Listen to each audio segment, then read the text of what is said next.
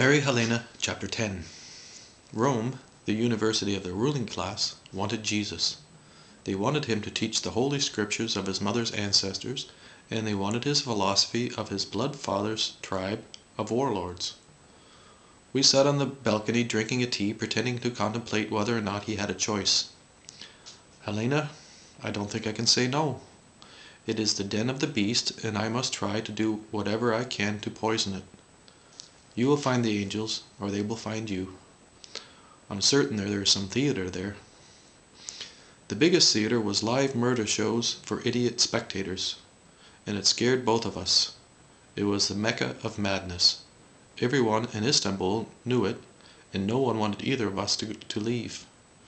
My theater group refused to let me go till the end of the season, and Jesus didn't want to go before I was ready to go with him. So he wrote back that he was honored to come to the University of Rome and would make preparations for travel at the end of the summer. The end of the summer came like the end of our last 3 summers in Istanbul, much too quickly. Our old woman told us she would die if we left, and she did. She died 2 days before we boarded a ship, an imperial ship, a ship with slaves chained to the oars. On board, on deck, there was wine and a fine kitchen, and we had a cabin with more luxury than our home of 4 years in Istanbul. Jesus was constantly standing at the front of the ship trying not to think. I tried not to leave our cabin in daylight and paced the deck at night. The east faded behind us and the west sucked us up into its madness. At the port in Rome we were greeted by the magistrate of the university, and it took some of my fear away to see him. He and Jesus loved one another on sight.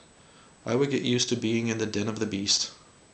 Our flat was beautiful, and the first thing I did was lay on the bed and not move until Jesus thought my soul had died.